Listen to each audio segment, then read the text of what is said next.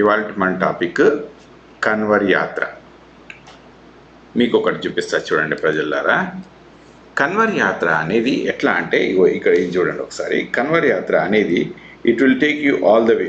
ఎక్కడి నుంచి మనకు ఇప్పుడు మనకి హిమాలయాస్ నుంచి మొదలు పెడితే కింద మొత్తం ఇక్కడ మనకు గంగా నది ప్రవహించే దారి అంతా కూడా టిల్ బే ఆఫ్ బెంగాల్ వరకు వెళ్ళే అంత దారి ఉంటుంది కదా. ఈ పాత్వే అంతట్లో కూడా కొంత యాత్ర నడుస్తూ ఉంటుంది. ఇదే యాత్ర.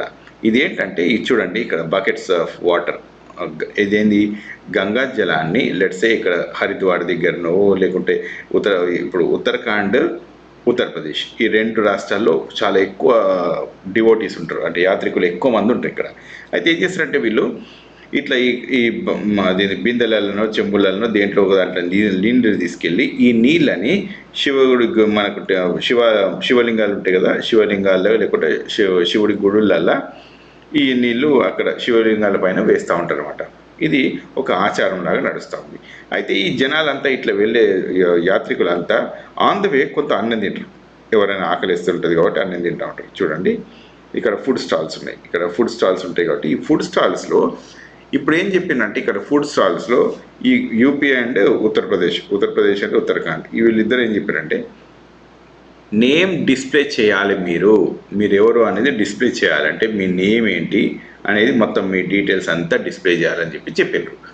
ఈ నేమ్స్ పూర్తిగా డిస్ప్లే చేస్తే ఏమవుతుందంటే కొంతమంది ఇప్పుడు ముస్లిమ్స్ ఉండొచ్చు ఇక్కడ, కొంతమంది ఇంకా డిఫరెంట్ క్యాస్ట్లు అంటే లైక్ ఎస్సీ ఎస్టీ అట్లా కూడా ఉంటారు కదా, కొంత బీసీలు ఇవన్నీ కూడా ఉంటారు కదా. వీళ్ళ దగ్గర యాత్రికులు మరి ఫుడ్ కొనుక్కునే ప్రాబిలిటీస్ కొంత తగ్గిపోతూ ఉంటాయి. వాళ్ళు డిస్ప్లే చేసుకున్నట్టయితే. డిస్ప్లే చేసుకోకుండానేమో ప్రభుత్వంలో పెడుతుంది, డిస్ప్లే చేసుకుంటున్నామో మరి యాత్రికులు తినరో తెలియదు. వాళ్ళ నేమ్ బట్టి వాళ్ళ రిలీజన్ని బట్టి ఉంటుంది కదా ఇట్లా. సో దీనికోసం ఏమైందంటే ఎప్పుడైతే ఈ ఉత్తరాఖండ్ అండ్ ఉత్తరప్రదేశ్ ఈ నేమ్స్ డిస్ప్లే చేయండి అని చెప్పి ఒక ఆర్డర్ క్రియేట్ చేసినారో దీనికి వీళ్ళు ఇక్కడ చూడండి మీరు ఒకసారి ప్రజలారా.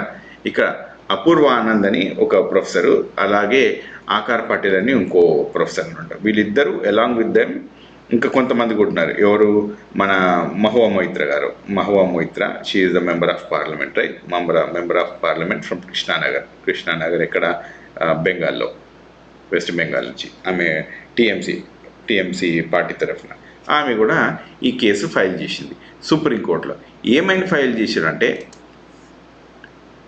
నేమ్స్ డిస్ప్లే చేయాల్సిన అవసరం లేదు, ఫుడ్ ఒకటి డిస్ప్లే చేస్తే సరిపోతుందనే కాన్సెప్ట్ మీద వాళ్ళు చేస్తే సుప్రీంకోర్టు హియరింగ్కి వచ్చింది. వాళ్ళ సుప్రీంకోర్టు హియరింగ్కి వస్తే ఇటు చూడండి, సుప్రీంకోర్టు ఇలా క్లియర్గా మెన్షన్ చేసింది ఈ డైరెక్టివ్స్ తప్పు, ఇవి చేయాల్సిన అవసరం లేదు. యాత్రికులకు దారిలో వెళ్ళే అప్పుడు చూడండి ప్రజలారా, జస్ట్ ఫుడ్ ఏంటో ఎగ్జిబిట్ చేస్తే సరిపోతుంది, వాళ్ళది ఏమీ అవసరం లేదు, వాళ్ళ డీటెయిల్స్ ఏమీ అవసరం లేదని చెప్పి వాళ్ళు రాసిండ్రు. So just kind of food సరిపోతుంది అని చెప్పి రాసిండ్రు. లేకుంటే వీళ్ళు కాస్ట్ అండ్ రిలీజియస్ ఐడెంటిటీస్ చాలా ఎక్కువ ఉంటాయి ఇక్కడ. ఉత్తరప్రదేశ్, ఉత్తరాఖండ్ ఈ నార్థన్ స్టేట్స్లో విపరీతమైన క్యాస్ట్ ఫీలింగ్ ఉంటుంది. ఇంకా వాళ్ళు ఏ క్యాస్ట్ అంటే ఇక పిచ్చి ఉంటుంది అక్కడ, అంత పిచ్చి ఉంటుంది. మనకు తెలంగాణలో కాబట్టి మనకు అంత ఎక్కువ ఉండదు, మన దగ్గర కొంత తక్కువ ఉంటుంది. కానీ అక్కడ వెళ్తే మాత్రం మన మైండ్ బ్లోయింగ్ ఆ లెవెల్లో ఉంటుంది ఆ నార్త్ ఇండియాలో. ఇంకా ఎస్పెషల్లీ ఉత్తరప్రదేశ్, ఆ బీహారు, ఈ ఉత్తరాఖండ్, ఈ మధ్యప్రదేశ్, ఈ రాజస్థాన్ ఈ రాష్ట్రాల్లో బీమార్ రాష్ట్రాలు అంటారు ఇవన్నిటిని. బీహారు, మధ్యప్రదేశ్, ఉత్తరప్రదేశ్, రాజస్థాన్ని బీమారి అంటే 6 స్టేట్స్ ఆ టైప్లో. అంటే మన వాడుక భాషలో చాలామంది అదే వాడుతూ ఉంటారు అనమాట వాళ్ళని. సో ఇట్లాంటి సిక్ బిహేవియర్ ఉంటుంది కాబట్టి వాళ్ళ దగ్గర ఈ నేమ్స్ డిస్ప్లే చేస్తే ఎవరు మరి ఇబ్బంది పడేదంటే కామన్ ప్రజానికం, ఎవరైతే చిన్న ఫుడ్ స్టాల్స్ పెట్టుకుంటారో వాళ్ళు కష్టపడేది. కనుక దీన్ని కోర్టు ఇవాళ ఏం చేసిందంటే దీన్ని క్వాష్ చేసింది, అంటే దీనిపైన హోల్డ్ తీసుకొచ్చింది. కనుక అదే చేసింది. చూడండి ప్రజలారా, సుప్రీంకోర్టు వాళ్ళు ఏం చేసిందో మీకు కనిపిస్తుంది ఇక్కడ. So it stays Uttar Pradesh and Uttarakhand వాళ్ళు ఇచ్చిన డైరెక్టివ్స్ని వాళ్ళు సుప్రీంకోర్టులో ఇవాళ వీళ్ళు స్టే విధించారు. ఇది ఏం చేయడానికి అవసరం లేదు, ఏమైనా చేసుకోవచ్చు అనే టైప్లో. అయితే ఇక్కడ నేను ఒక క్వశ్చన్ అడగదాం అనుకుంటున్నా ఎవరినైనా కూడా. ఇప్పుడు ప్రభుత్వాలనే కానీ ప్రజలనే కానీ మనము డిస్క్రిమినేషన్ అంటూ మొదలు పెట్టుకుంటా పోతే ఎక్కడ ఆపుతాం దాన్ని? ఆ డిస్క్రిమినేషన్ అనే దాన్ని ఎక్కడ ఆపుతాం?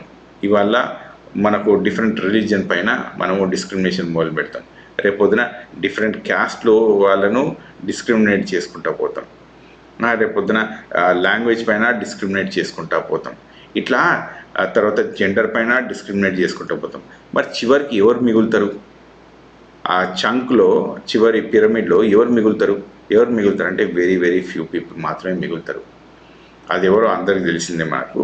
సో నేను చెప్పాలనుకుందల్లా ఒకటే, ప్రజలారా, ఈ డిస్క్రిమినేషన్ ఈ లెవెల్కు మనం చేయడం చాలా పొరపాటు. మనల్ని నెక్స్ట్ జనరేషన్ వాళ్ళు క్షమించరు. మనం చేసే ఈ పనులకి మన నెక్స్ట్ జనరేషన్ మనల్ని క్షమించదు. ఇంత డిస్క్రిమినేషన్ చేసినవా నాన్న, ఇంత డిస్క్రిమినేషన్ చేసినవా అమ్మ అని మన పిల్లలు మనల్ని అడిగితే మనకు ఆన్సర్ చెప్పడానికి ఉండదు. ఇవాళ పాలస్తీన్, ఇజ్రాయెల్ చూస్తే ఎంత డిస్క్రిమినేషన్ వల్ల ఎంత నష్టం జరుగుతుందో మనందరికీ తెలిసిందే. ఇంత డిస్క్రిమినేషన్ పాకిస్తాన్, ఆఫ్ఘనిస్తాన్ లాంటి దేశాల్లో దరిద్రంగా ఉంటుంది కాబట్టి ఆ దేశాలు ఎట్టినో చూస్తున్నాం మనం. కొంత సెక్యులర్గా ఉండి కొంత డిస్క్రిమినేషన్ తగ్గించి లివ్ అండ్ లెట్ లివ్ అనే కాన్సెప్ట్లో కనుక వెళ్తే మనం అందరం బాగుపడతాం. ఇది మన భావితరాలకు కూడా చాలా మంచిది. అంతేగాని ఈ డిస్క్రిమినేషన్ని మన నెక్స్ట్ జనరేషన్స్ క్వశ్చన్స్ చేస్తే మనం దానికి ఆన్సర్ చెప్పలేము. మనం వీలైనంత మటుకు మంచి సొసైటీని తయారు చేద్దాం. లేకుంటే నష్టపోయేది మనం కాదు, మన పిల్లలు వాళ్ళ పిల్లలు. సో ప్రజలారా, ఈ నార్థన్ స్టేట్స్లో విపరీతమైన డిస్క్రిమినేషన్ ఉంటుంది. అట్లీస్ట్ మన సదర్న్ స్టేట్స్లో, మన తెలంగాణ మట్టుకైనా సరే మనం కొంత సెక్యులర్గా ఉందాము, కొన్ని చేసుకుందాము. ఎప్పుడైనా మనం యాత్రలకు ఎన్నోసార్లు పోతూ ఉంటాం. మనం తిరుపతి పోతూ ఉంటాం, లేకుంటే శబరిమల పోతూ ఉంటాం, అక్కడికి పోతూ ఉంటాం కదా. మనం అవన్నీ ఏం డిస్ప్లే ఏం చూడమే. నీట్గా ఉందా హోటల్, కొంచెం నీట్గా ఉంటే తింటాము, ముందుకు వెళ్ళిపోతూ ఉంటాం, అంతే. అది హిందూ హోటలా, ముస్లిం హోటలా, అది ఎవరంటే చెక్ చేసేది? నీట్గా ఉందా లేదా, ప్రాపర్గా భోజనం ఉందా లేదా అనేది చూసుకుంటాం.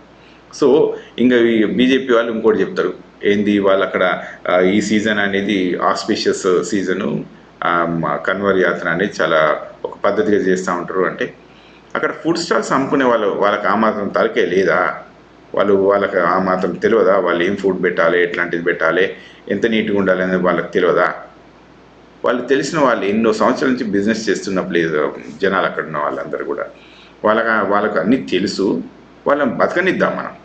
ఓకే, ఆడ ముస్లిమ్స్ అయినా కానీ, లేకుంటే ఏ డౌన్ టోడన్ కాస్ట్ కమ్యూనిటీస్ అయినా కానీ బతకనిద్దాం. అందరినీ బతకనియాల్సిందే. లేకుంటే దాని పర్యవసానం చాలా డేంజరస్గా తయారవుతుంది. కనుక ప్రజలారా, సుప్రీంకోర్టు వాళ్ళు ఇచ్చిన డిసిషన్ చాలా మంచి డిసిషను.